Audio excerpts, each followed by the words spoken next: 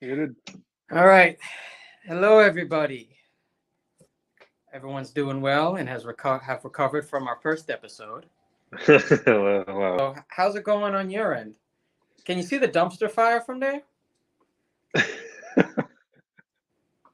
It's it's been rainy all week here, so can't see too much. This is the one time the dumpster fire isn't visible.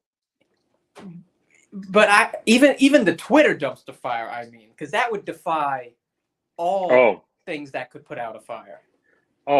It's raging white hot. Yeah, that's gonna create its own acid rain. The Twitter debacle has evolved as of today, I believe. We knew he was demanding a lot, but it seems that now building inspectors he's gotten the attention of SF building inspectors because some of the offices have been converted to bedrooms, so that people can just fucking infinitely stay at the offices and work on shit. Yeah, right. So he won't, like Hunger Games them and they don't have a job or a life. Right. Come on, SF buildings. I'm sure he'll have to pay a $25 fine for that. I think he's going to want to buy SF buildings. I could buy that, right, guys? I mean, I think if he keeps buying social networks, we're never making it to Mars. No. So hopefully that sinks in someday. I was looking forward, though, for these two things combining. Like, just you're going through your Instagram stories, and then suddenly it's a motherfucker in space going, "It's lit, bitch," and then like you go back to someone's food, breakfast, brunch. Like, just imagine what that would do if like some of your feed were like in fucking Mars. They sell commercial private flights to space. But have they started yet? It's been a thing for years, but only very rich people can afford it. Wait, so rich people have actually been to Mars, or they've just like no to space, like literally just outside space, the atmosphere, but not okay. Yeah. All right, so we haven't chartered a Mars jet yet. All right, not at this time. No. I assume it will be a crypto libertarian paradise, and then collapse inward on itself, taking us down with it somehow. It's a dangerous business selling crypto now. Did you see like 3 dudes were killed? Yep. Like in succession. Like they weren't even trying. One of them had a very interesting tweet just before he died too about how he was going to be tortured to death. But he sounded like a conspiracy theorist, and all I could think to myself was, so the CIA had this guy killed but couldn't delete a tweet? That doesn't seem right. That does not seem right. No, there was a hit, but I don't think it's the culprit we think it is. I bet because this last guy was killed, I believe, in Puerto Rico. Yeah. I'm betting someone in Puerto Rico found out he was rich, tried robbing him and holding him ransom, found out that he was only rich in crypto, and then just fucking killed him. And then got mad and said, "Fuck this." All right, that's not nice. Allegedly. But allegedly. Yeah, that could be a sequence of events. I mean, but the fact that there's 2 before him, also, it doesn't help. But anyway, listen, man, they're just I don't know where those other 2 were, but I will say that I don't think the loud American stereotype applies much harder than it would to crypto bros. Yeah. Like it doesn't surprise me that at least one of them went abroad somewhere and got clapped. Yeah. Because if you're going to go abroad and tout your wealth, and your wealth is, which is all they do. But that's the whole gig, right, is touting wealth. But if your wealth is booty coins, you need to make everyone else up in the club know about those booty coins. Yep. You need to know that you're going to make it rain, or else no one's going to really know.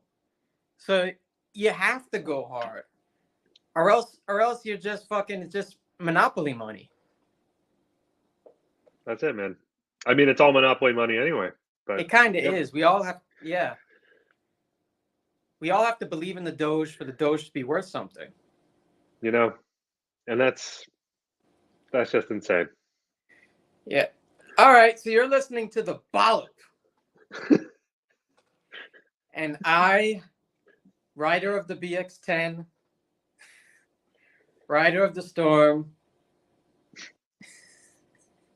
It's actually is storming out here. Drinker of many varied brews. With an eclectic music taste and an eclectic wild animal. Evan Mastronardi. And I am here with my cousin. And what do you do? Single beer drinker. Not an owner of an eclectic animal for sure. Half mustache owner, Chris Bojemski. All right. Well, that's a rare one, you know. Only so many half mustache owners out there. I mean, look at it. Look at it.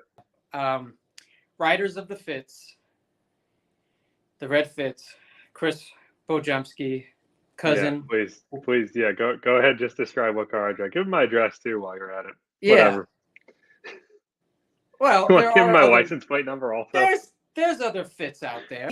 Inspired by the Dollop, the Unofficial, sprinkling on officials. Allegedly.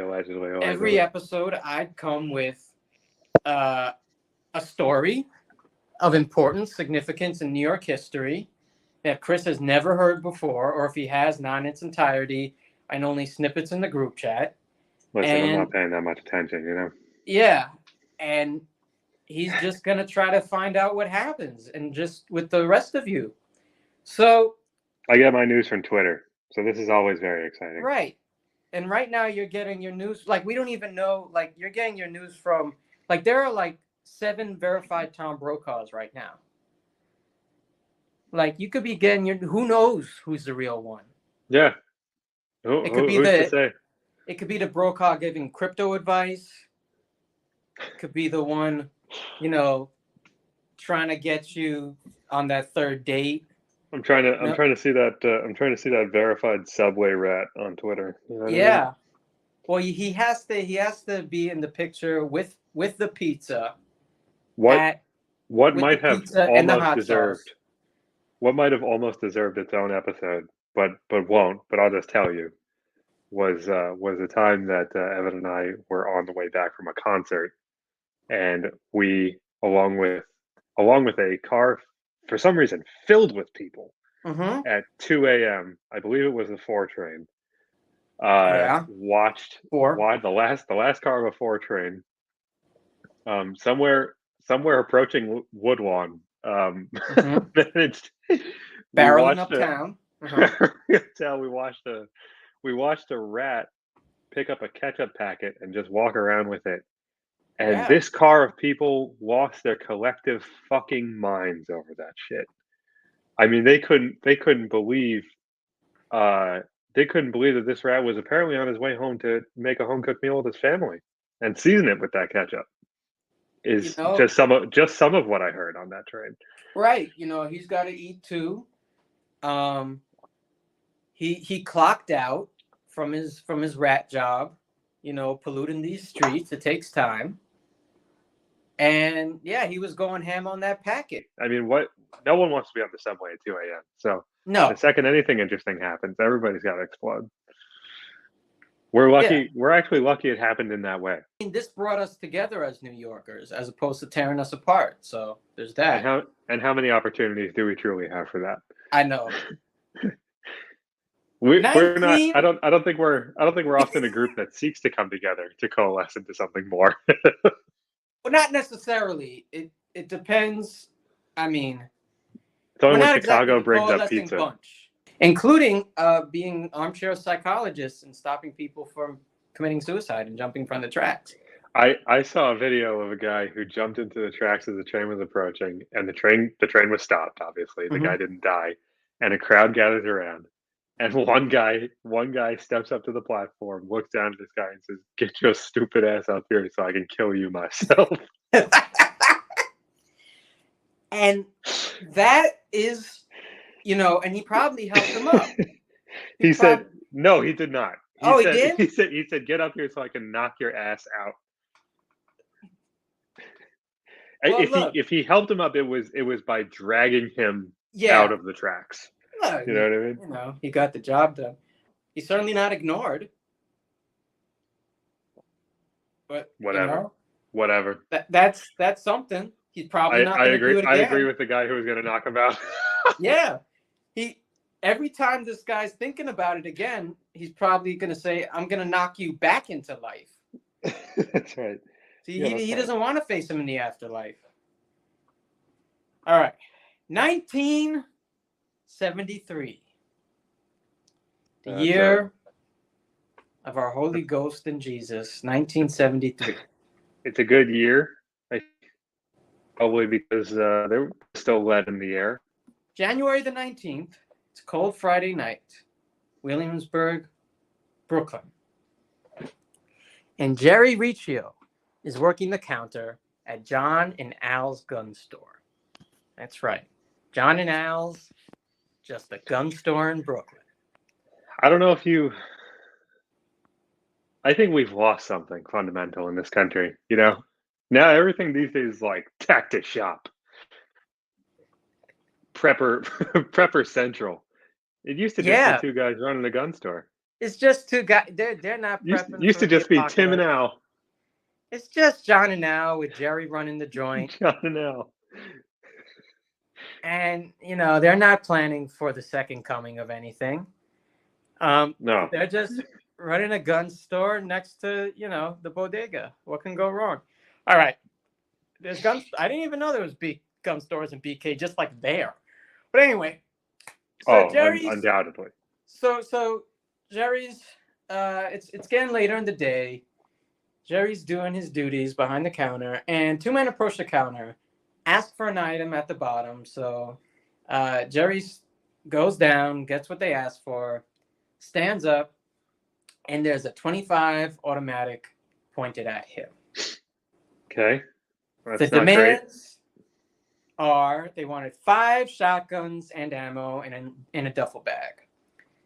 So as Riccio, the guy who's manning this place at the time, is putting the shotguns in the bag, he actually pauses to ask, "Hey guys, who's going to carry this bag? Because the thing's going to be like hundreds of pounds by the time he's done." Yep. And the men just say, "Keep doing it." And then once the bag is full, they could barely move it. They're like moving at a snail's pace. So Riccio is just like, "See, I was actually trying to help you, but prove like I point." said, lead was still in the air. Yeah. In the 70s. Lead was still in the air and ingested into the brain. Okay. So they do get the bag moving. Now, for some reason already, probably an unrelated reason, there's a cop outside. He doesn't know what's going on, but somebody did call cops for something else. So there's just a cop around. Well, they used to just be around. Right. They used to just walk a beat and shit. Yeah, but why would we walk amongst the plebeians? Why would we walk amongst the pores? So I've got overtime to lie about. Yeah, but if you slip and fall, like in a bodega somewhere, if a cat knocks over something, then you got extra comp right there. So I don't know. I think the more you walk the beat, the more chances you get. But this guy, so he's just there, and unsuspecting. And as they're walking towards the exit, the cop and the guys carrying a fucking a duffel bag filled with 5 shotguns and loads of ammunition, they just lock eyes. Okay. And by the way, there's 4 people here. So 2 approach the counter, but there are 4 people here. This is just a little. It's almost like a little Wile E. Coyote scene. Yes, that's what Riccio said. He said the eyes got big as the moon. The cop's eyes when he saw it, because he probably thought he wasn't going to do anything today, and he probably also his eyes probably got guaranteed. His eyes probably also got overtime. So now, all right. Well, I'm curious if he's actually seeing what's in this bag at this point. But yeah, okay, go ahead. Yeah, well, they got he put in the 5 shotguns and a bunch of ammo. I don't know, a bunch of shells. That's You what really, he got. if you can measure the amount of shells by being carried in a duffel bag, it's probably too much. Yeah, and they could barely move this at this point. They're dragging, and I'm thinking, wait a second. If they're just dragging this along, how are they even going to get? I guess they had a car somewhere. But even then, it's going to take 4.5 minutes for them to get this in there. And I think because he just sees the duffel bag and knows it's guns, maybe because they were in a gun store. But I bet you they couldn't even fit it all in there. I bet you there's a stock just hanging out, and they're like, we're going to roll with this. Yeah. It's like if you're packing boxes to move and you got to carry like 1 or 2 extra things in your offhand just because you couldn't fit it all into the box you're carrying. Yeah. They got like one or two stray submachine guns hanging out the just the pocket or something. muzzle. I'm coming out of a gun store. You don't know what I'm doing. Yeah, no worries. Yeah. So yeah, Riccio says they lock eyes. Eyes become huge. And now this is the actual transcript from the cops' call for backup. This is the actual transcript. You can't write this shit. All right. Quote, N-word with a gun. That's okay. It is actually read by another cop in the documentary. So we see where he's coming from, right? We see his point of view. All right. So Alice Buckner, whose mom is in the store, right? She recalls her mom, Fani, I believe, hearing this. So her mom is in the store. She's in the gun store. The mom? Her mom's in the gun store. So I just want you to understand the last few minutes for this mom. She's coming off the train. She wasn't even going to stop at the gun store, but they sold also wallets because you got to have a hustle, just like the place by me. It's the gun, liquor, tricycle, Jordan, casual, video game store. I think I'll back. They also, besides lead in the air, they also used to have 5 and 10s back then. So I do think this is a bit ill-advised. I mean, unless they were having a fucking fire sale on wallets,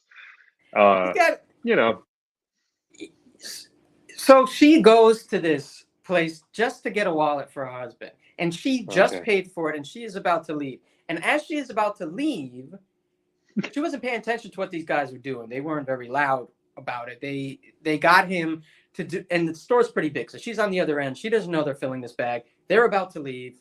There's not a lot of commotion being made, but then she puts all together a bunch of dudes, duffel bag packed to the brim with shotguns and ammo, and the cop outside who just called them, and by extension anybody who is black, the N-word. So all of this within the past few minutes. Okay. So she's witnessing all of this in the span of about 30 seconds. Yeah. Like, all right. Yeah. So this cool. This now, because they saw each other, because they didn't want to stay. They didn't want to have anybody else involved in there. They wanted to get the guns and go. But the serendipity that was the case on this night in Williamsburg, Brooklyn, between our Second Amendment, racism. A lot of times these things kind of go together, and the NYPD and just a lady trying to buy a wallet. All these things came together on this night. And so not only does now, so right when she was about to pay for it and sees this whole thing happening in slow motion, the gunman locks the door right in front of her. So now she knows, oh shit, I'm not getting out of this. So now, Not only does the racist call go into the precinct's area, but very quickly, enough men within the precinct decide to refer to all the men who are in the store as the Black Liberation Army. Because, in 1973, you get 4 black people in one spot buying a gun. That's the unit. That's the Black Liberation Army. If you're a cop from Long Island.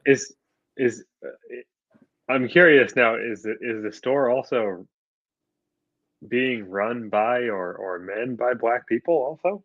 Well, Riccio is Italian, and of course I should have guessed that. I forgot Riccio's Italian, and his co-worker is black. Okay. And yeah, so his coworker's black and Ricci's Italian, and there's So this a is few a customers in the very store. multicultural, very not strict Black Liberation Army we got going on here to Yeah, have an I Italian mean, nearby. well, yeah, we got an Italian there, but also we're not in there to really harm Whitey here. We're just here to get some guns and go.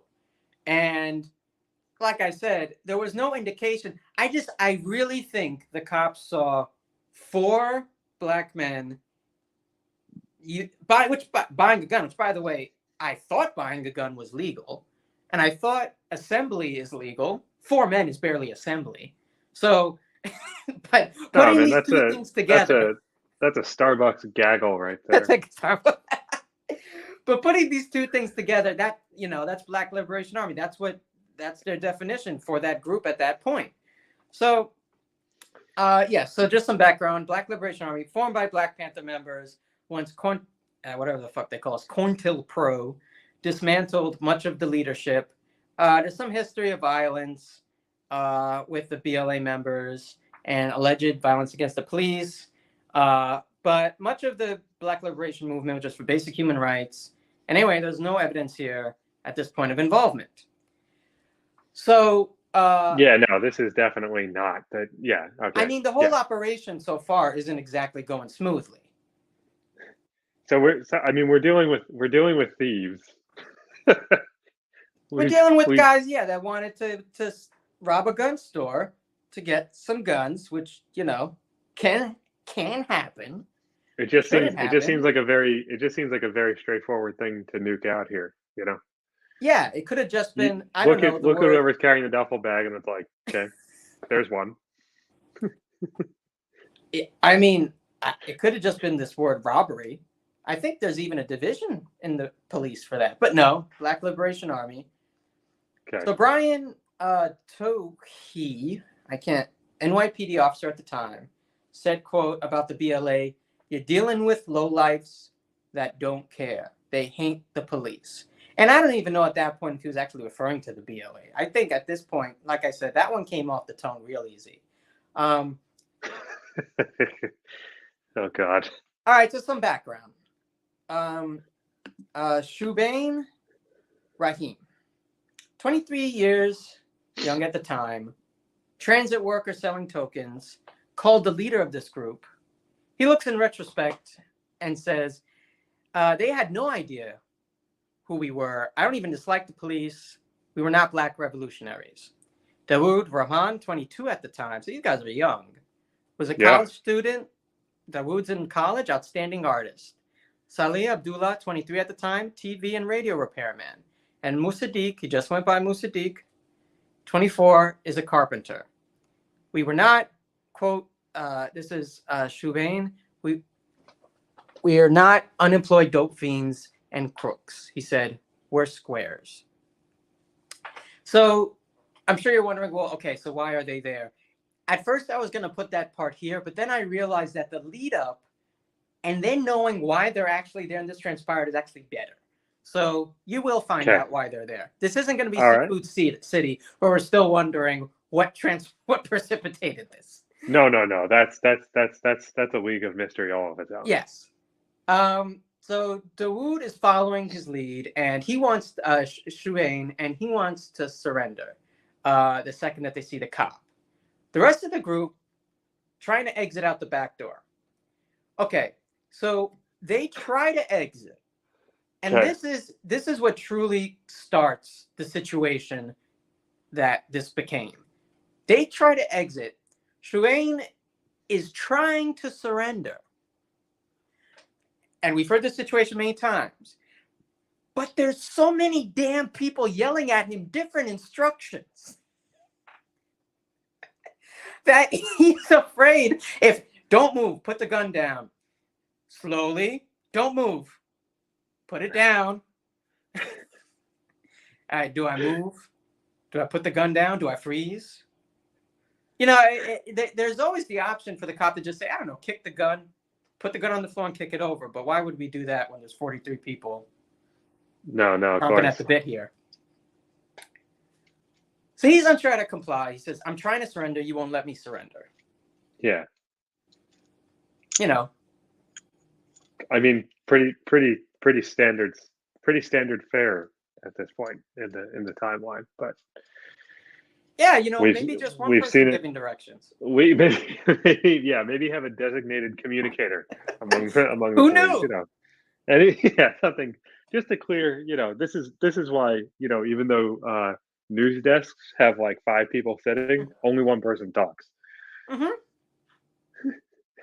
It's Like, not everybody's talking over Tom while he's giving us the news, giving us yeah, the weather. yeah. There may be 7 verified bro calls, but they let each other speak. All right. So, so, like, I thought, pretend you're going skydiving, right? Because this is a life or death situation. You're going skydiving. You have 8 fucking people yelling at you. Different things to do. Put on the strap. Wait for the strap. Get the strap. Check the parachute. Pull it. That's it. Walk back. Forward slowly. One of them's like, you may just one get of back in that plane and say fuck it. them, one of them's like, stop falling.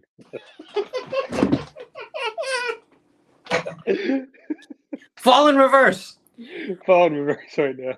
Okay, so he's unsure what to do with the gun. Okay, so the cops are losing their fucking minds at this point. No one can decide what order to give him, and he's sitting there not knowing what order to take. Yes, exactly. Okay.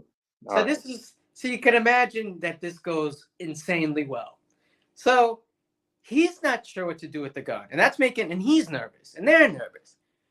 And then he says, and if there's 43 people screaming and moving, I'm not gonna necessarily dispute him. Shuvain says the cops fired the first shot. Okay. Enter NYPD patrolman Al Shepard. Quote, does it even matter who fired first? There are some people who need a damn beating. Why? You can't talk to them. You can talk until you're blue in the face. They want a physical confrontation. So 43 of Mr. Shepard's certainly will reduce tensions. It's really that first part that gives it all away, doesn't it? Does it matter? That's really saying the quiet part out loud. Who cares who fired first? We should if we walk around just shooting guns in the air, what does it matter that we fired first? We're the police. Yeah. And who gives a shit? We're the police. We're firing first because you want a confrontation. We're shooting you because you're asking for a fight, obviously. It's not physical. All right. So, by the way, if you watch the documentary, when Shepard is saying this, there's a banner behind him. Like, he has some pictures of cops and, like, his life. But he just has a banner, not even taped, just fucking thrown there. It's like, oh, the cameraman's coming. And he puts it there and it says, not a liberal. In case you are wondering. Yeah. In case you didn't want to think a second of doubt. I wonder how we would have figured that one out on our own without him telling us. That would have been hard. Right, and God forbid. Anyway, so genuinely quite shocked. What you say? I said, oh, genuinely shocked. Yeah. So apparently it didn't matter who fired first if it's determined you need a damn beating. By the way, let's not forget how this whole thing started with a cop yelling the N-word into his radio. Right. Okay, let's keep this nugget in mind. Just this piece of memory. Okay. Like there wasn't... So... Oh, yeah, and then I wrote down that, let's not forget this started with, dude! That's another story we must tell one day. All right. So now we're going to Captain Baker here, who's really going to lay all the sense we need to know about this. Are we ready for it? Are you ready for Al Shepard and Captain Baker? Yeah. Laying it down. Are you ready? I know for a fact, yep, you knew it was coming, that cops aren't racist. Not even like most cops are, not even there's a few, just straight up empirically. Just cops, just as a profession. As objective. Yeah, so he says none of us, and he goes on saying we were seen to brutalize blacks, Wonderful phrasing there, really helping the argument. Oppressors, corrupt, brutal. Yeah, you said brutal before, but you're saying it again. All right. So, yeah, no idea where that comes from, right? So now it's started. This is really the initiation of the whole situation. So Riccio, the store owner, is now getting more scared of the cops than the people who are supposedly holding him hostage. Because he says, the cops are shooting like not 15 feet away. And he says, when a guy starts shooting, they all start shooting, which is, the motto on the side of your boot when you join. I start, you start. Chris Rock said bullets should cost $5,000 each. This is a good reason why.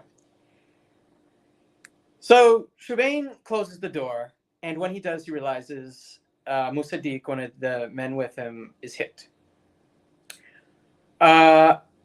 Officers later would give statements about this standoff, saying that they were purposely shooting high as to not hit any of the people in the store.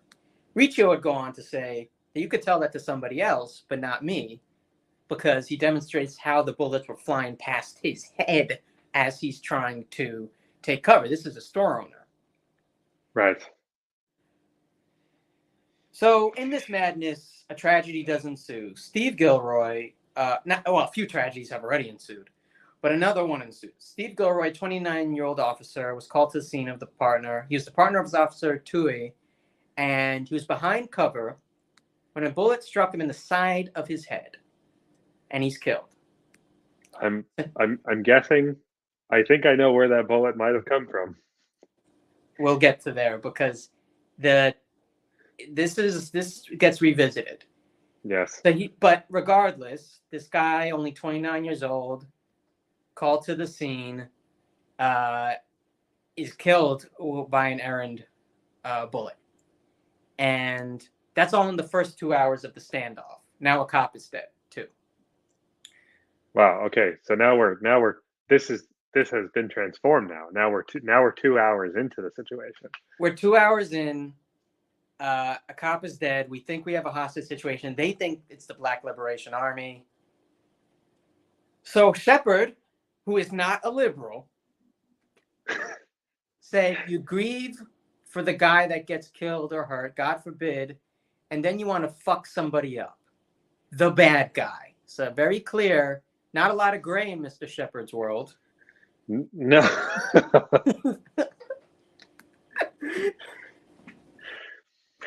He goes further on to say anybody in the ghetto, because we're still in 1973 in his mind, knows if you shoot a cop, they're gonna get you. That sounds like a very pointed, not unbiased, strategic approach. They're just gonna get you. Who? I don't know.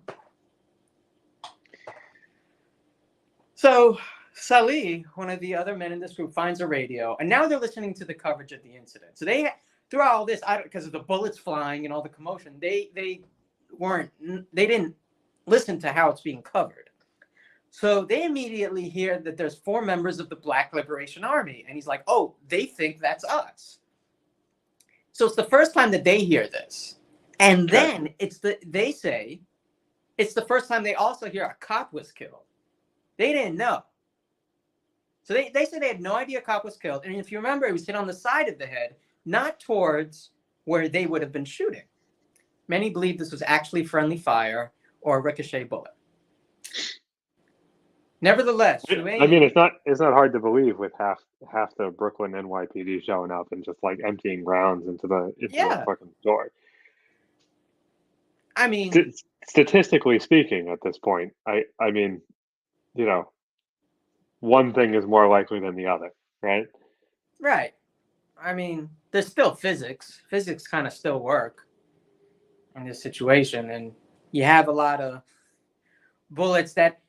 And let's be real here. If there's 43 cops, they're not all going to be 43 marksmen, okay? These bullets are going to go lots of places, and they may not look for their surroundings exactly. They may not be posted up in the best place. Also, remember, this is happening right next to a train. Like, there's so many pieces. Like, there's the pillars under the train. There's cars. There's so many places that bullets can bounce off of. But nevertheless, Shubain says about this event, quote, if you are responsible, this is Shubain, the leader of the group here. If you are responsible for a chain of events that culminated in the loss of a human being, there's no way to replace that life. I'm going to have to carry this sin. And then he said when that happened, he had to cry in the bathroom. So he still feels a sense of accountability, regardless of what happened. And then Baker, Mr. I know for a fact all cops are not racist. After he shot him, whomever he is, Baker says he heard someone say, I shot that pig. So, very different accounts here.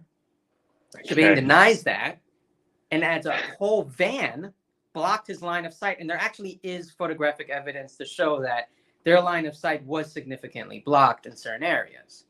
Right. Riccio says, I mean, just the testimony from the guy who says that cops are not racist is talking about the same group and profession of people who caused the Los Angeles race riots. So, it's like a whole, there's he has an opinion. I'll give him that. Yeah. He has one, and he's sticking to it. He has an opinion. I don't think it's based much on reality. So I don't know how to take. I don't know how much to take something like cops, period, are not racist, period. That's a lot. Yeah, I don't know how to take the whole I heard a sentence literally no one else heard. Like, okay, that's a lot. You heard that over what? The massive amounts of gunfire that were happening? Right. And did they get on the radio to tell you that themselves, or what do you think is going on here? Actually, Shubain says that there was a curse at a cop, but it wasn't that cop. He says there was a cop that almost shot them. Musaddiq is shot, but he's inside. And he actually remembers, he doesn't say they said pig, but he said, no, we were yelling that a cop was shooting us. Not that they shot. They didn't even know this guy was shot. So anyway, Riccio says it's almost as if tensions can flare a little bit when you start emptying a magazine. Yeah, and when you have 40 other people emptying a magazine next to you, and the shells are flying. Riccio says he didn't have the angle to see this. That is how Officer Gilroy got hit, but he did reiterate the cops were shooting all over the place. Tui, the partner of Gilroy, who saw him get shot on the side of the head, and this also is great news for the NYPD. He said, didn't get any counseling after this. I just kept working. He just saw his partner's head get you're watching all the gray matter spill out all over the pavement, and you're like, oh, nice, that this will be a great story for the office tomorrow morning around the water cooler. And he goes to the funeral and he just goes back to work because the NYPD thinks that all of that is normal in the human brain to process. Well, I mean, I can't imagine anyone was taking any kind of talk therapy seriously in the 70s. No, they were not. And you'll see later. And the last group that would take it seriously is going to be the NYPD. Right. And there's a lot of suicide that NYPD have a terrible epidemic of officers committing suicide. Now, a lawyer that's interviewed in this, the defense attorney for this group who gets introduced later on, he said, and now I'm not sure if this is at the time, because this is a recent documentary, but most of the research and the testimonies done based on events that happened before. But this lawyer says the intelligence unit chief, either then or now, regardless, as much of 10%, intelligence unit chief, this is the NYPD itself, as much of 10% of the force are emotionally unstable.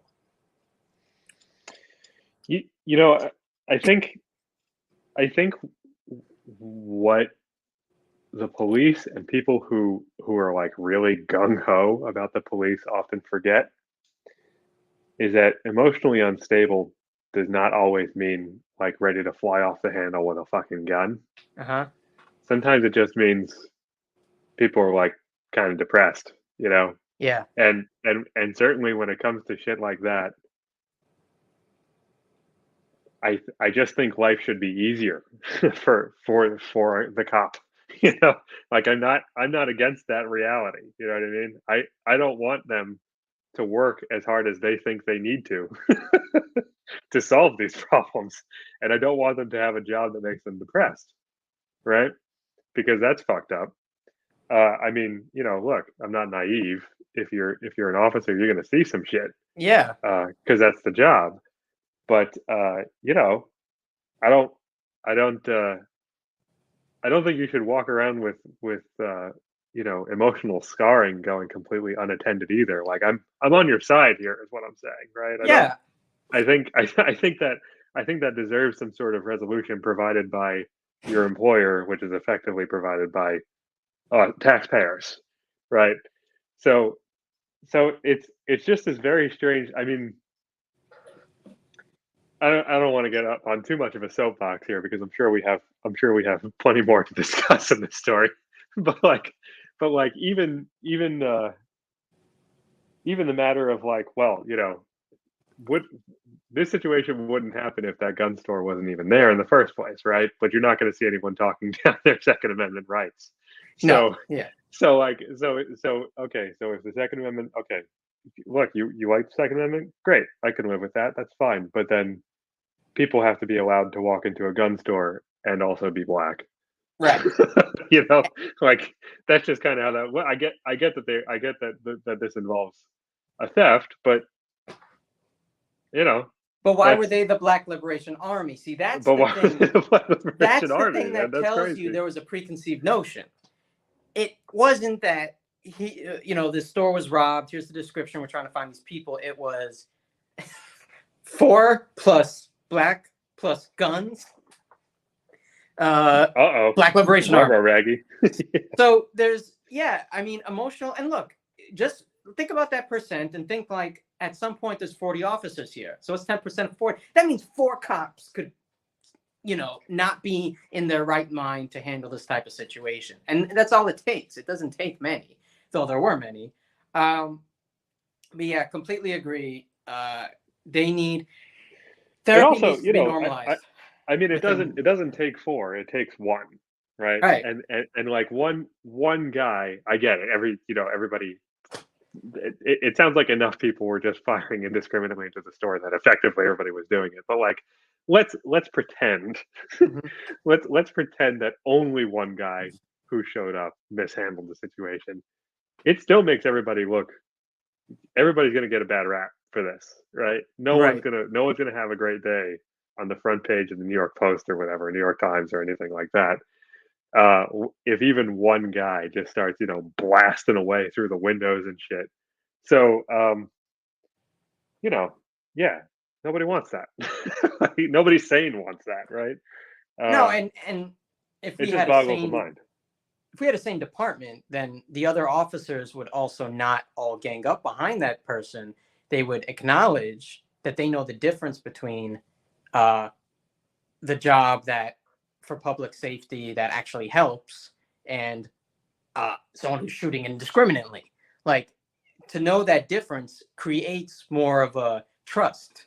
To not know that difference means I don't know which cop I'm going to get today. It's like Russian roulette. I don't know who I'm getting. I don't know who's showing up. I know that the system it supports them no matter what. So, by the way, this lawyer's name, who defends them and gave the statistic, Left Court. It's like you can't get a better name for a lawyer. Left Court. Come on. Interesting. Interesting. Someone could have wrote that. So he agrees this is an insane statistic for an official to say. And it's like the official thought, all right, I'm going to give a low figure to show I did some work, but it's going to calm everybody down. All right, 10%. That's still insane. It's like, he probably thought that wasn't so bad. He's like, look, we got it down to 10. All right, yeah, but you have like you have one of the largest armies as an NYPD department. Yeah, but we got it down to 10%. Okay, great. Jesus Christ. I feel confident. So now at night, the police are on the bullhorn, and they're telling them, come out, everything's all right, and nobody's hurt. And this is one of the few times, even the cops who talked about this, they said they all agreed that was dumb, because they said you can't lie that blatantly, because they knew a cop died, and the guys inside knew the cop died, and the cops are going out like it's all good. And so first of all, well, that I would suspect is standard practice. You don't comment. You probably don't want to comment on what's going on before the whole thing is kind of wrapped up. Well, I'm saying of all the things that have happened thus far, saying that everybody is okay right now, I don't want to say it's okay, but if they at least use this as a kind of cover to be like, okay, look, we're maintaining the situation outside these walls, but can we get everybody out peacefully here, right? Which I know did not happen, but I'm just saying, I think in some places that would be considered standard practice. Well, I mean, they could have said, because that's A. B, they're not okay because one of their friends got shot and is bleeding on the floor. So regardless, they could have said, all right, one of ours got shot. One of ours we're hurt, you're hurt. Let's try to calm things down. There were still ways they could have done this, but the guys inside didn't like that, because they thought, okay, well, if they're lying about that when we know they want blood since one of their own died, they're going to lie to us and we'll just be sitting ducks. So they didn't do that. They didn't come out. They stayed inside because they didn't trust the cops. They didn't trust the negotiation tactics going on. Sure. So Riccio is as scared as anybody. He thinks they're all going to die because he doesn't hear a bunch of negotiations going on. He's like, where's the real negotiation? And he knows that cops can be trigger happy. So he thinks, he's the only people, I'm sure, besides him in the store at this point are his coworker, who's apparently been shot, right? Riccio's coworker wasn't shot. Their friend, the group's friend, was shot. I see. Okay, sorry. Well, anyway, so he's got a lot of cops outside who are trigger happy, and people inside who just robbed him, right? Right. So this guy's not having a great day, and he's got nobody he can turn to here. Nope, but you'll see. Sorry. And all right, so the hostages are getting as scared of the people that are supposed to save them as the people that did the robbery. And if I'm a cop and I hear this, I might do a little introspection. Shit, hey, I want them to, maybe I should be a little bit above in that pecking order. So Riccio's recalling how Fani, the woman who was about to leave, bought the wallet. It was terrible. She would jump every time a bullet was fired. She was terrified, and he was trying to comfort her. So this is the scene now. They're terrified. The people were already in the store. Musadik, the man who was shot, is bleeding, and he's bleeding a lot. He was shot in the stomach. And Shubain asked Riccio to get a rag to put on the wound. And Riccio is about to do that, and he says, and they're about to give him water. And Riccio actually tells them, for a stomach wound, you shouldn't give him water. It would be bad for him. So he's actually trying to help. Okay. Now, Musadik is the only one here that really everybody said was the loose cannon. And he thinks Riccio is trying to hurt him. So he tries to move the gun towards Riccio while he's trying to help him. So thankfully, that doesn't result in anything. But, this guy went from gun owner, hostage, medic, and then, this guy who is in a very vulnerable spot right now puts a gun to his head while he's trying to help him. So that's how his day's going. So then Shuang said Musaddiq is the one who scares him the most, and he's afraid he'll do something drastic. Thankfully, he did not. Also, he's very incapacitated right now. So prior to 1973, the NYPD gave the hostage taker a certain amount of time to surrender before being met by tactical force. That was the plan. What amount of time? I don't know. But you get a certain amount of time. Maybe today it's 15 minutes, and then you go in guns blazing. They did not make this known. They did not make the amount of time. They didn't make it known to the people whose time may or may not have been up. You know what? That may be useful, but I don't know. Maybe it was a secret.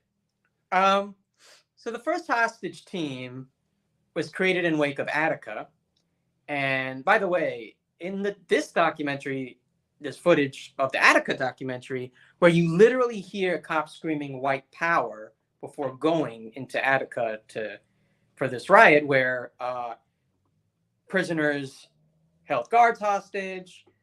They wanted better conditions. The conditions at Attica were horrible. Right. In total, including at least one guard and 42 inmates, at least I believe. So 43 people were killed in Attica. Horrible massacre. Following year, 1972, in Brooklyn, again, was called the Dog Day Afternoon Bank Robbery, which, of course, was turned into a movie. It could be its own Bolic, and movie with Pacino. The guy looked just like Pacino who did it, too, who held up the bank. And that was in, another Brooklyn's hot past 2 years. Telling you, man, lead in the air. Lead in the air. Lead in the air. Lead, asthma, and asbestos. What can go wrong? And then, so that happened, which did end in some deaths as well. So it didn't have a great ending. And the Munich Olympics also happened, where the Israeli athletes killed by Palestinian nationals. And now enter Harvey Schlossberg. So about Harvey, before we know much about Harvey, this is what we hear from Detective Baker, our saint who our source on the inside. Who's what? Our source on the inside. Our source on the inside who's never heard a racist thing. Never said, uttered, heard, seen it, heard it, smelled it. Here's Harvey. Here's Detective Baker on Harvey. He didn't look like a cop. Didn't act like a cop. The least ever macho dude. The least violent. He was seen as fruity. Fruity. Not a backslapper. Let's go for a beer guy. Pretty socially incompetent. It continues. This guy. He just didn't like hanging out with. He just didn't like hanging out with Baker. I guess not. Academic, quirky. This guy Baker really seems to love one of the heroes of this story and be happy about the way things turned out. He then goes on to say he's got the Jewish sense of humor. He's the consummate Jew. When this documentary was made, what year was it made in? It was very recent. I believe it was filmed in 2020. So this guy is willing to go on. He's willing to be taped, right? Saying that this guy has the consummate Jew sense of humor. No, it was even worse than that. These were two separate phrases. He has a Jewish sense of humor, its own thought. He's the consummate Jew in totality. Genius, oddball, psychobabble kind of guy. Well, at least there's no racism in the NYPD. Hey, I don't know. Hey, we've looked and we can't find it. No matter where we look, we can't seem to find it.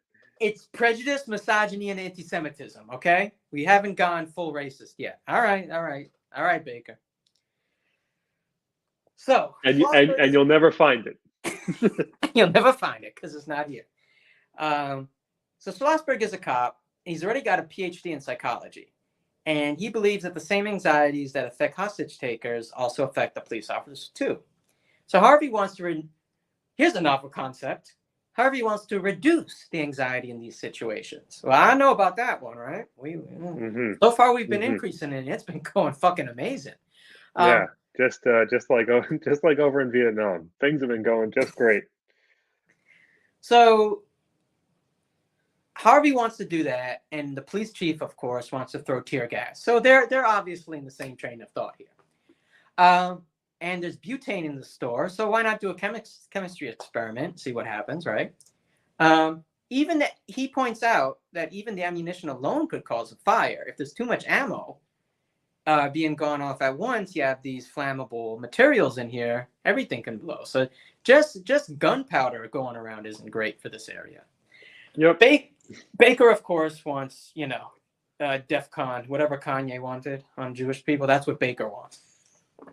Yeah, for sure. He wants DEF CON 3. Jesus Christ. Okay.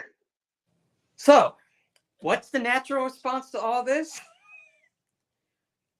Well, you guessed it. What else could it be? Bring a tank to the scene. So I didn't. Now this is actually an interesting development because I did not know that we had militarized police quite that much by the 70s. I thought that was more of a recent development because of the Bush, George W. era. Oh no, baby. We've been demilitarized. No, they've been had a tank in the 70s, and dude, it's so funny because back then the sidewalks in New York used to be huge too. Like that, like just the thought of like you don't even need anything to roll over cars. Yeah, you could just put a cop car on the sidewalk. It's open. There's no cars there. I just want you to think, because you've driven under a train, under the train stations before, and you see between the pillars, between the streets, between all the cars, a tank. just getting it to move where it needs to move without absolute destruction. So you could just imagine what the guys inside are thinking, like, all right, yeah, because now hostage negotiation has happened. I'm in Fallujah now. All right. Yeah. Yeah. Okay. All right. Now, all right. So we tried robbing this place. We fucked up. One of us is shot. Let's just try to get the fuck out of here with our lives intact. So they look out the window, and what do they see but a fucking Abrams? I mean, the NYPD. I mean, it's like even before Harvey and hostage negotiation came along, you had to have known that this might turn the heat up just a little bit. I mean, so Riccio, by the way, Riccio's a veteran. So Riccio is in the store, looking outside, and like, I'm back in war again. I'm in Williamsburg. War came to Williamsburg. Riccio probably never thought he was going to see a tank the rest of his life. No, yeah, no. And I mean, it's a noble goal. So Riccio actually offers to make everybody a cup of coffee, and especially, he offers the leader at least. And the leader says, "You would do that at this point? I'm holding you hostage." And Riccio says, "Well, if you look out the door, there's about 5,000 guys holding you hostage." So they're actually starting to get along. So Riccio convinces the group to let him go upstairs part of the store. Unbeknownst to everyone else, remember, Riccio, in the service, he got a gun. So Riccio has a handgun in his office, and he gets it. Okay.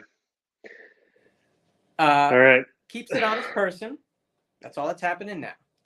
Now, while all this happens, there's confrontation between the police and several Utes, as they were called then. But of course, the Utes go along the lines of, white cops hitting black people who are looking on. And many of the people outside also have the misinformation. So some of them think they're making a political statement in here, but they're really not. They just, we'll get to why they're there soon.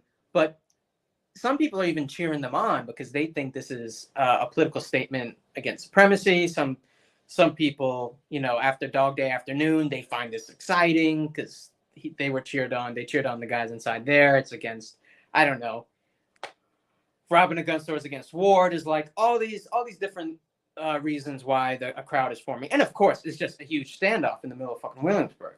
Well, they didn't have internet back then. People Oh no. crowds gathered all the fucking time for no fucking reason. That's what people did. People used to hang out on the block because there was nothing else to do. So if something happens, you go see it. What else are you Right. supposed to do? So right now, the phone wires, I forgot who ripped it out. I forgot if it was the NYPD who ripped it out, wouldn't surprise me, or if it was the people inside. I think it was the NYPD because they didn't want to. These guys went in and they just wanted to go. So, and I think in order to really do what they need to do to cut off connection, it needs to be done outside. So I think the NYPD ripped out the phone wires because who needs those for a negotiation? Right. So now they're like, oh shit, we may have to negotiate. All right, they're trying to control information. All right, fine. So now they're like, oh shit, we may have to negotiate because why would we need to negotiate with a phone? So they want to communicate with flashing lights. Okay. Okay. Well, this seems yeah. All right. So you know, we're getting up in technology now. Police asked them through this method to release one of the hostages. They were going to release Fani, the lady who just wanted to get a wallet and go, and almost did. Fani refused. She did not trust the police. She wanted to stay inside. The woman, who everybody sees as a hostage, feels safer with the people who took her out. And there's no introspection about this by any of the fucking police, by the way. Yeah. That the hostage felt better with them. Anyway. So Shubain's still saying he wants to surrender. And at the commissioner at the time, Patrick Murphy, who Baker says is a liberal progressive who he does not respect, didn't expect that one. I wonder what Shepard would say. And we are rewarded when Shepard calls Patrick Murphy, again, a police commissioner, he's not that liberal. And Shepard calls him a panty waist with no balls. So. Great. We now know how they feel about taking orders. A side note, I really like Harvey. I think there needs to be more of him in the police department. The man's office in the documentary, I just had to ask myself, did he know he was in a documentary? That the film crew was coming? Because this man had, like, since the first Xerox paper was created, it was on his desk. Sure. It was worse than when I worked at CUNY. I mean, but hey, he gets the job done. So the man is truly an academic. All right, you know. All right, so Harvey succeeds in letting some people listen to him and say that they'll give him a try. Benjamin Ward, the deputy commissioner, who's at least one of the first black deputy commissioners, was actually a real supporter of Harvey, and he wanted to do what Harvey wanted to do. So he and his team would do the actual talking, but Harvey would guide them. So I wonder how everybody feels about taking orders from a black man and a Jew. I mean, nobody's racist here. No, definitely, certainly not. How do we? Yeah. I got nothing to add. I don't know what to say. Yeah. So left court, the lawyer's called to the scene. He has defended Black Panthers in the past. So everything just keeps getting better. We got the black deputy commissioner, the panty waist, the consummate shoe, and the lawyer who defended the Black Panthers, all converging. And so the cops are obviously just gonna go along with everything here. So Baker, of course, has a fond description of left court, enemy of the police. Okay. Shubain said when left court is tasked, the lawyer, this is their lawyer, he's tasked with presenting himself as a lawyer and dropping the walkie-talkie. Shubain says, well, we weren't exactly in the talking mood. How could you expect us to talk when there's a tank outside? Fair point. Fair point. And they also didn't know who left court is, so could just be a guy, a plainclothes NYPD guy. Sure. At least, and if they did know him, he's too far away. So he's actually getting fired upon because he's charging towards the store. Maybe some announcement of who he is beforehand, and the bullhorn would have been good, but whatever. Maybe just like wave a white flag, or there's universal symbols for like, hey, let's talk. Mm-hmm. Even I'm pretty sure they had megaphones back then. No. They did. They just used it after getting close enough to the place instead of before to slowly introduce him. But order of events is not exactly what's going on here in the best of. No. Yeah. Logical order of events is not the strong point of this standoff. So he explains who he is, and he asks for a hostage release. So Riccio goes out and gets the walkie-talkie. Riccio realizes, he's out now. He is out. He has the walkie-talkie, and he's thinking to himself, I could have got away. I could have ran away. Yep. But he didn't. I mean, this guy's a veteran, no man left behind. So he says, I see everybody back there as humans. So the walkie-talkie is broken. So great first impression for communication. Also, maybe what happens when you fucking chuck it from your Crown Victoria. Jesus Christ. So now Baker starting to say something somewhat logical. I actually don't think we knew who these guys were and why they were there. Okay, we're only 7 hours in. Right. 1,000 shells expired. Right. But we got there.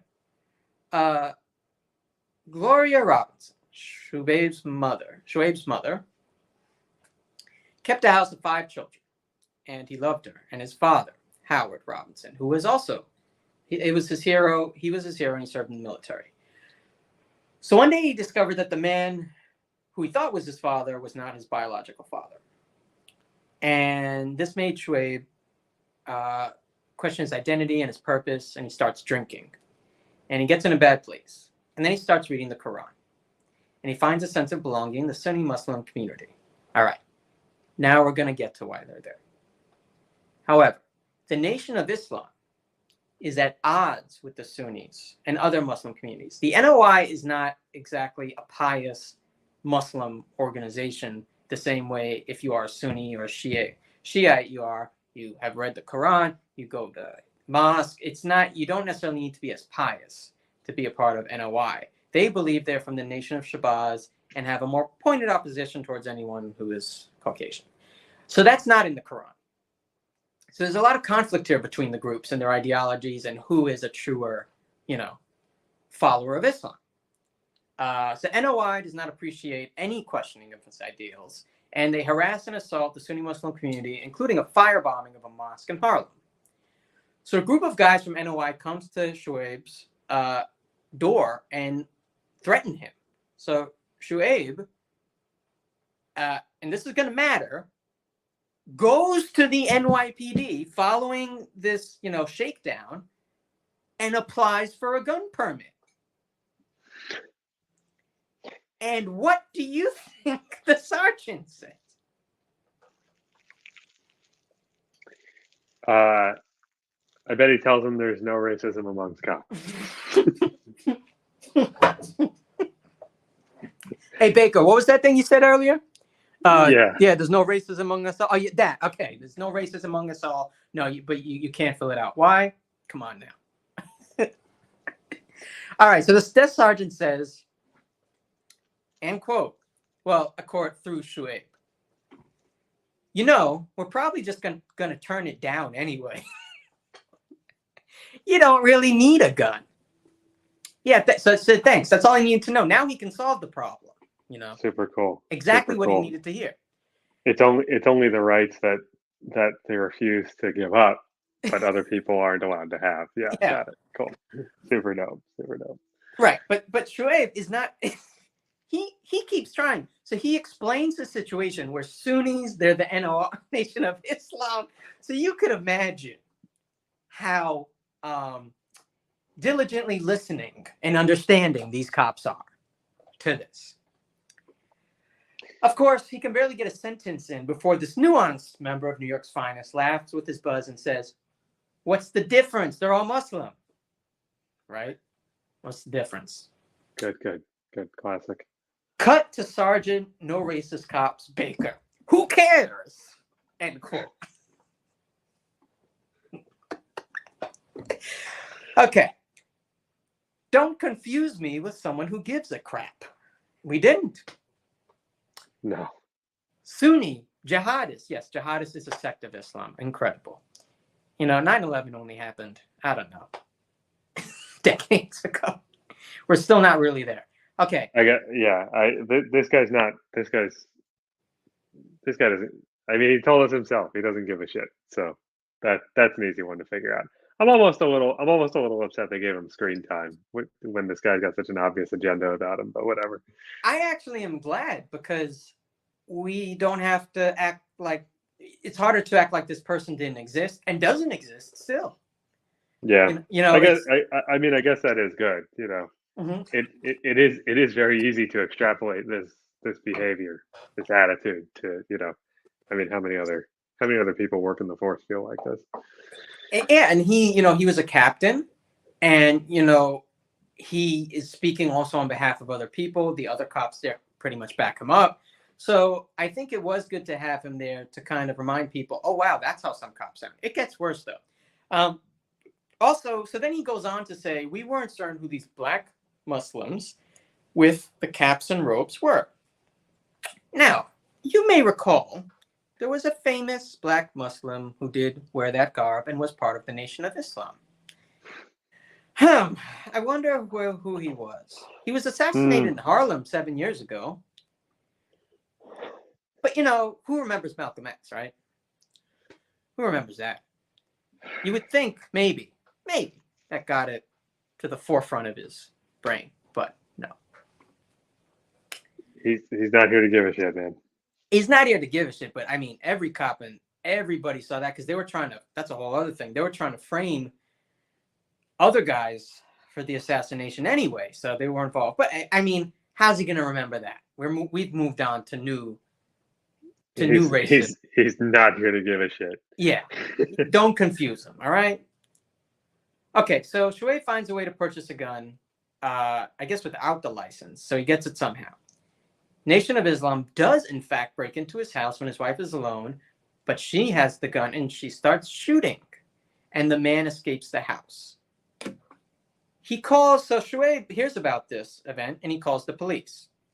Guess how long it takes them to show up? I bet they don't. 48 hours. That's very good. That's very good. And when they did, he asked them for a 24-hour guard. And that was promptly denied. Baker. Of course we don't discriminate. I can't tell you how many black people's lives I've saved. Credible comment. Yeah. I don't know how he's making things more racist somehow. Baker then goes on to philosophize on race. And this is, this is some prime time philosophy right here. Because we've all been waiting for it. He goes further to say, I think we overdefine racism as something bad, when in reality, we want to be with our own kind. Really saying the quiet part out loud there, bud. The camera's rolling, right? Yeah. That's really rough. Yeah. Wow. And he's not that'll done get you noticed. Why would you be done? No, I don't. This guy could filibuster forever if he needed to. He could filibuster forever, finding like 19 different ways to say cops aren't racist while proving they're racist for an extended period of time. So he goes on to say, yeah, you had the slavery. I don't know why, but he keeps adding these little words that make things worse. The slavery makes it even more racist. That event, Yeah, you had the slavery. But think of how great America is. What did I ever do wrong? I mean, we can start with this documentary, but let's not. I wasn't responsible for slavery or racism. The only way we're going to end the racism is to let people decide for themselves who they want to be with. End quote. So I guess this guy just wants his own all white New York City. I guess. I I guess. I don't. I don't. It's actually what he's saying is so bad that I almost don't really understand what he's trying to get at. like he's speaking as if he has a solution, Mhm. but but he really he's really only thought. I feel like each new sentence he only thought of In a a few vacuum. seconds before the previous one ended. Vacuum without any connection. I feel like the way he says this, it's almost like he wants to do an experiment. Okay, we're gonna leave all of yous out and see who you go to. Do you go to your friend? Do you go to white people? Do you go to black people? And let's just see. Let's do like it sounds like he wants to do some empirical analysis here. This is like he wants to run that test where two people in a couple like run in opposite directions from their dog and just see which one they pick. You Yeah, know? he's doing that, but with full ass human beings. Yes. Yeah. All right. So now, so this is interesting. So now Shepard, Shepard must have heard what Baker said and thought, all right, I'm not a liberal, but holy shit, Baker. We keep that in the fucking coffee room, all right? That's for the break room. You don't put that on the camera. So Shepard, following that amazing thought from Baker, says, some cops became really anti-black. Gee, I wonder who. But it was more of an occupying army than anything else. So going back to where we think in the military complex, oh yes, we were an army of occupation of the ghetto, and that's how it's been through the ages with the Constitution flushed down the toilet. Okay, at least he's admitting some shit. Policing nowadays, some of them have never been around black people. Everybody's a SWAT member. They have no communication with people on the street. They go by in these smoked out windows, more like a Gestapo. If you can't get to know the people, that's not effective policing. I'm telling you, he saw what Baker said beforehand. He watched it and said, all right, I got to do something now. I Yeah. might not be a liberal, but I need a job.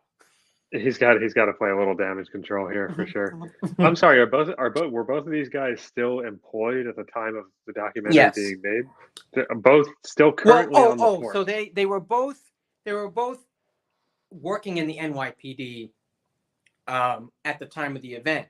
They are former.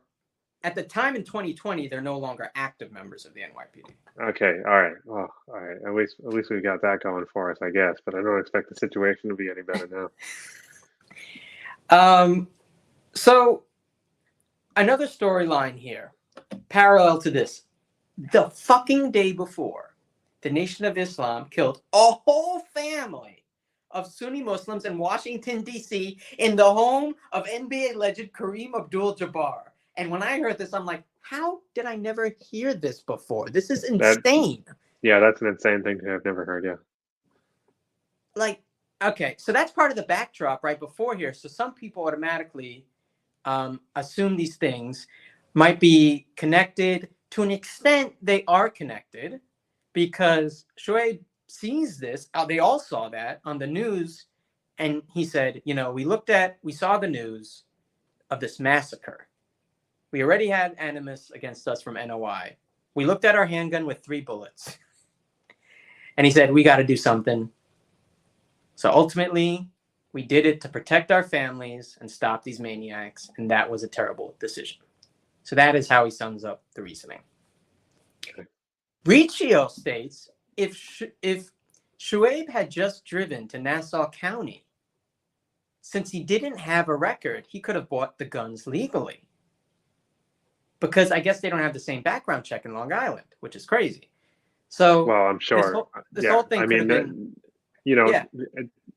the militarization of the police might not be a new thing, but interdepartment communication is definitely relatively recent. Really, I mean, the more stories you hear about that sort of thing, they really these disparate parts of the country, especially in terms of law enforcement, really did not have a method of speaking to each other or checking up on like, hey, we're kind of legitimately looking for like a legit fugitive. He's actually dangerous. Could you call us? Right. Like see if you can find this guy. There was really no method for doing that. Now we've overcompensated, of course, and we have different departments, probably facial recognition systems talking to each other and crazy shit like that. And I'm sure all of it gets fed back to the FBI somehow. But yeah, no, I mean, it wouldn't surprise me if he could just go somewhere else and buy. He could have gone out of the state and been like, hey, you know, hey, I'd like to purchase a gun here in a completely different, go to Chicago, go to Pennsylvania, wherever. And they probably would have He been could like, have gone yeah, to Westchester, sure. probably. Probably, yeah. I mean, it's just, how much of a check could they even do back then, right? It was Right. all based on paper anyway. How would they do this? And he did try to apply, and I think at this point, also this news, he just saw this news. He felt, all right, it's heating up to the extent that I got to do something now. So Musaddiq's not doing well. He's bleeding profusely. They decide to trade a hostage for a doctor for their friend. So they do that. And a nurse and doctor come in and give him some medical care. And now they bring the direct line. So now there should be a direct line of communication. Shuaib picks up the phone. He thought there's going to be some negotiating. And he basically is just told, hey, just surrender. And yeah, Shuaib thought, all right, you're just leading me to be shot. And he hung up. So there wasn't anything beyond a very similar call that happened, at the beginning of this fucking thing. So clearly, even though Harvey is supposed to have his stuff implemented, it's not being implemented yet. All right. So another story here. So Fani, the woman who came in for the wallet, was about to leave.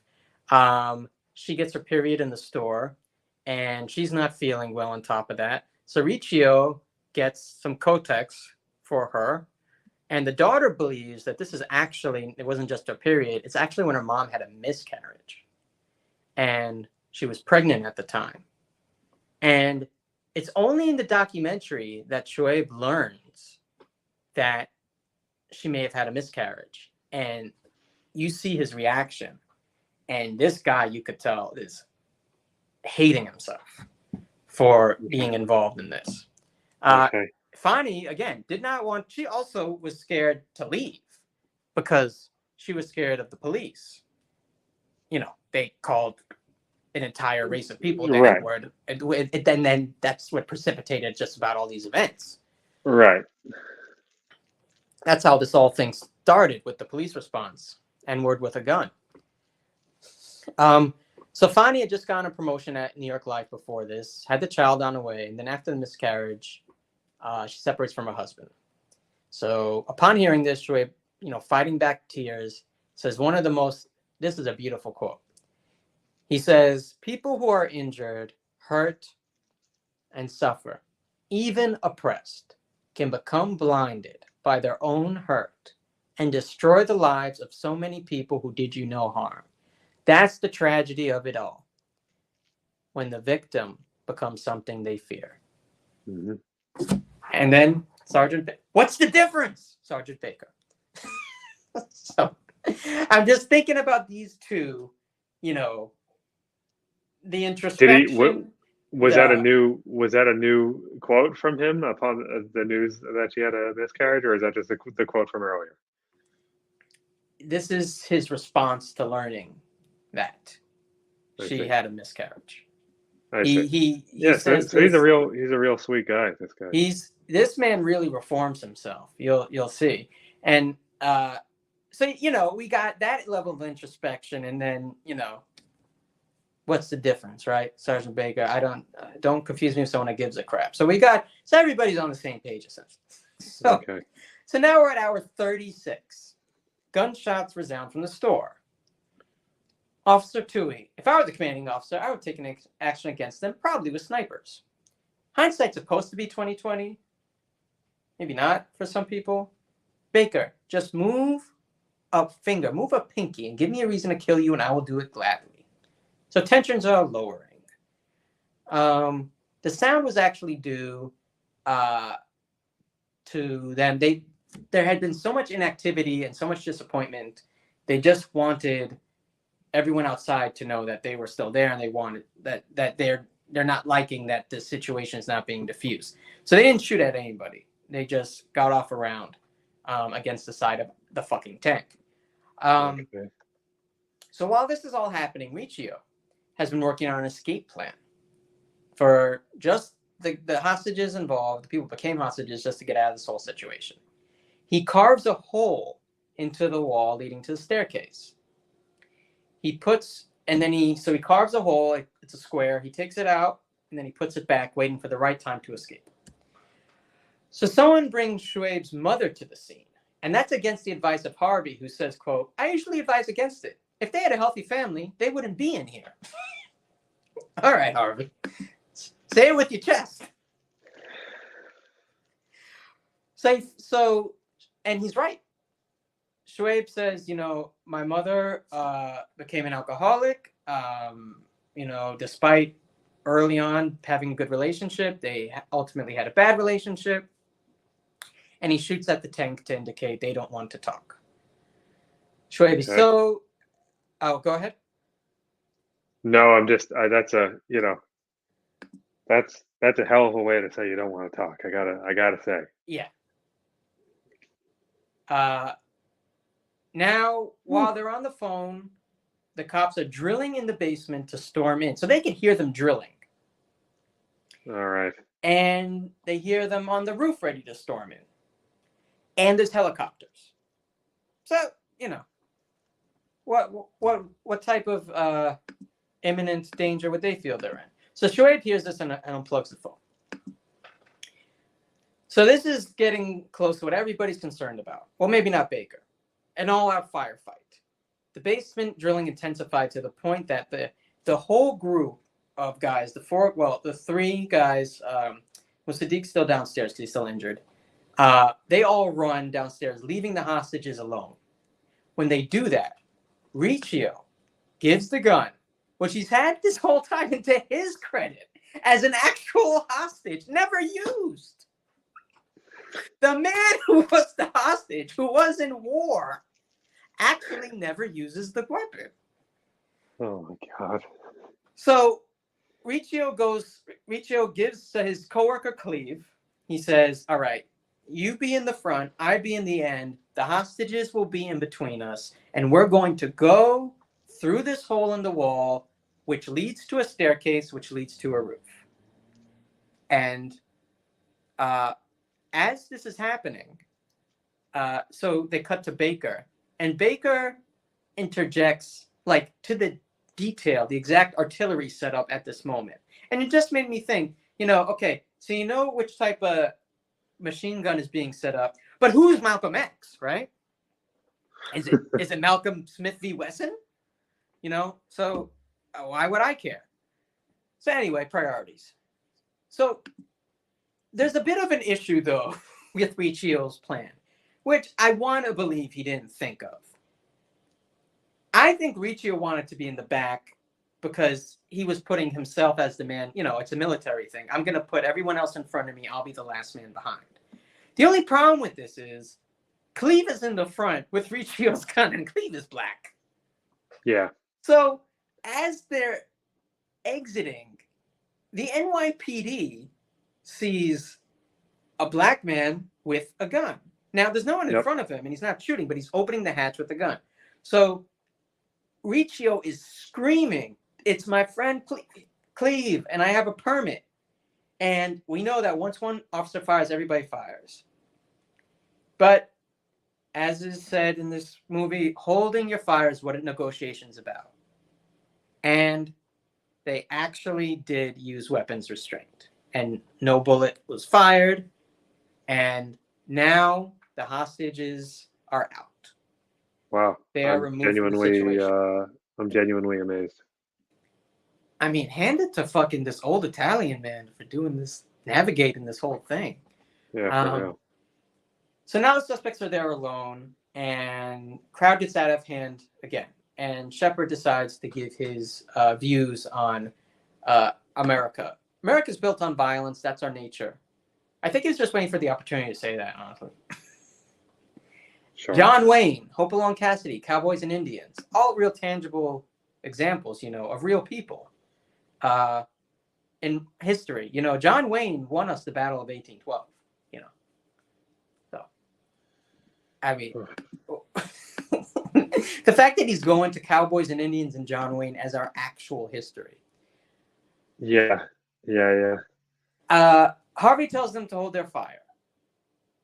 So I thought I went into another dimension for a second, because for a moment, Baker then says, internal strength is the true manhood and violence is a weakness. So I don't know what dimension Baker was in for this moment. Well, we just got transported to an alternate reality. Because for a moment, there's a sentient, consciousness. So Harvey's words are finally getting to them now. And Salih reconnects the phone. And this time, it's Benjamin Ward, the black deputy chief who believes in Harvey. He gets on the phone.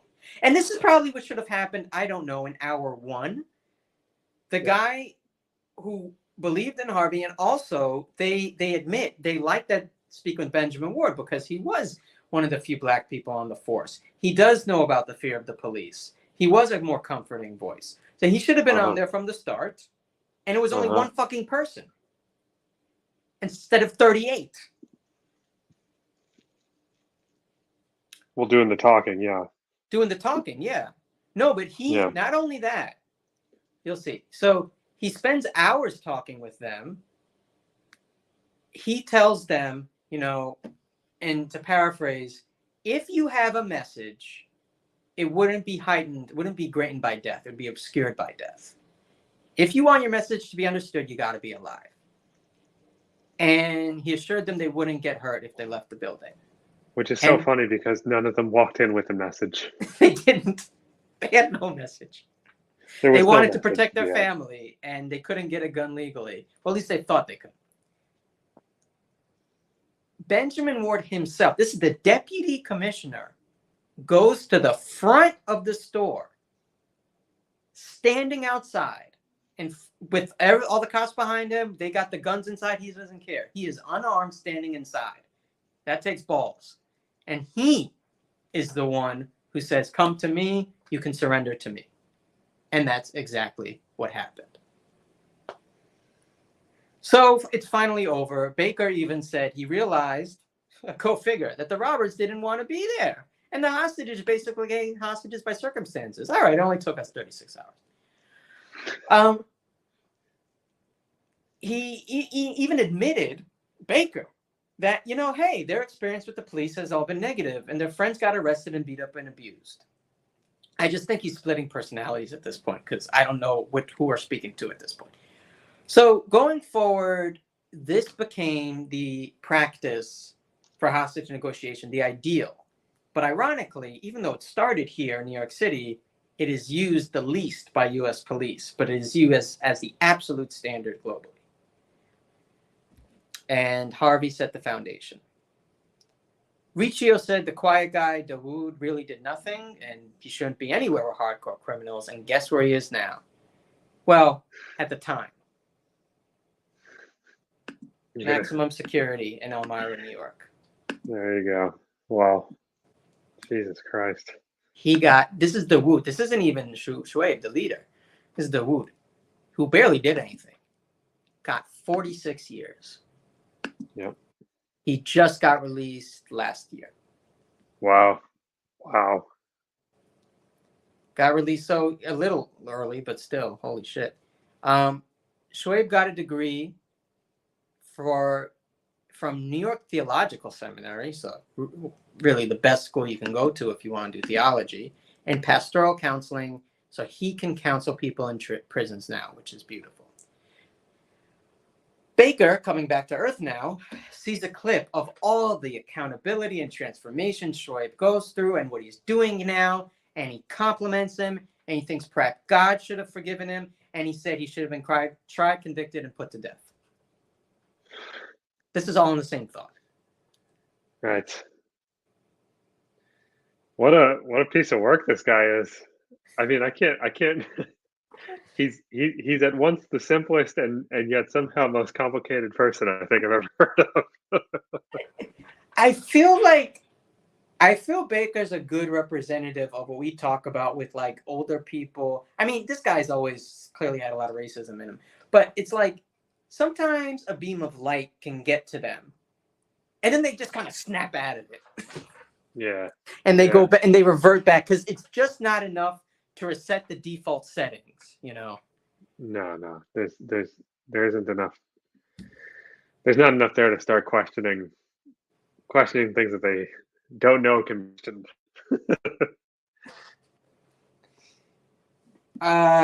You don't have to become that which was done to you. That's what Schrabe says. Schrabe considers Harvey to be the man that saved his life, even though they never met, actually, and everyone in that store. Harvey trained the FBI in over 100,000 global hostage negotiators, saving an estimated thousands of lives. But few police in the U.S. actually incorporate his methods because, we're the exceptional ones.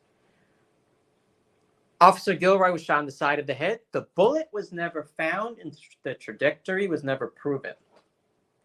So we still don't know exactly what happened there. That's that's an interesting set of circumstances coming from the guy who said that they'll find you. That they'll get you. They will get you, but they have not determined where the bullet is or how it got there. Yeah.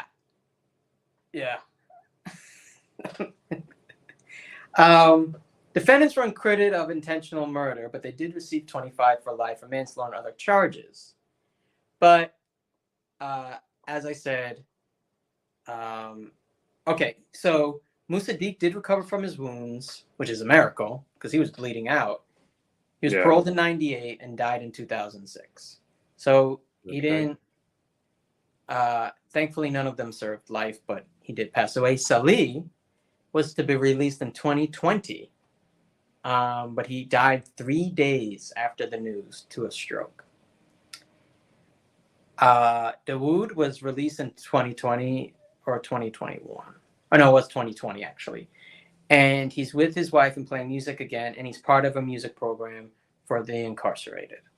Shoaib was paroled in 2010, so a little earlier than the rest, even though he's a leader, supposedly. And it's because he was doing prison conflict resolution work within prison. He has since made peace with the Nation of Islam, and he's a respected voice in the restorative justice community. Benjamin Ward became New York City's first Black commissioner. Harvey Schlossberg continued lecturing at St. John's University until he passed away last year in 2021. Mm-hmm. So. And I'm sorry, what about did we cover the lady who was just trying to buy a wallet? She got out with all of them when Riccio got everybody out. And then the rest of her life we covered earlier. It was pretty because she had the miscarriage. Miscarriage separated. I mean, a Black man, an Italian man, and a Jewish man ended this. I'm sure the Irish cops were thrilled.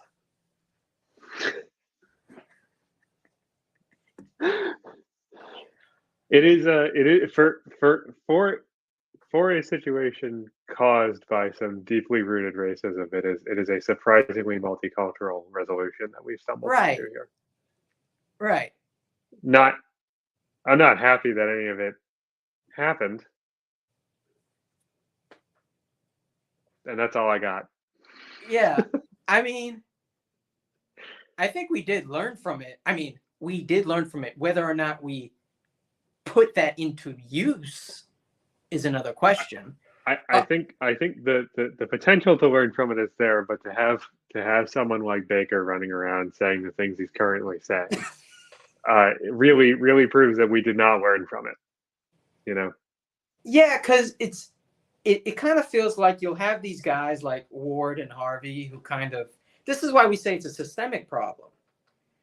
Because you'll have these guys like, just think about the insane the insane, almost incalculable statistics behind making sure that these two fucking guys from the NYPD, among the like probably 60 people who were there, these two academic, somewhat understanding, somewhat empathetic people managed to dedicate their lives to the NYPD and hostage negotiation, and then decide that they wanted to show up to this thing that was happening.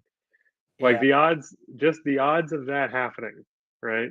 Against the odds of 40 something police officers emptying rounds into a, look, I mean, it's not lost on me that this was started in some way because of a crime, but like, oh my God, proportionate fucking response. Like, it's just, I just can't believe that it took, a couple dozen people before we landed on the one guy who was like, you know what, maybe no one should get shot from this. like maybe that would be bad if further people died, you know?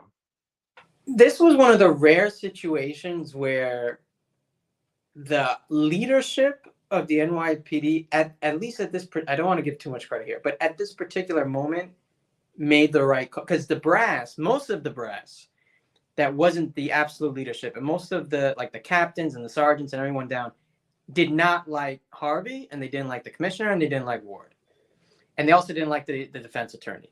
But all these people, the commissioner ordered ultimately them to be involved. But it also goes to show you that look at how long it took for Harvey's approach to actually be implemented, even though he was supposed to have his approach implemented earlier.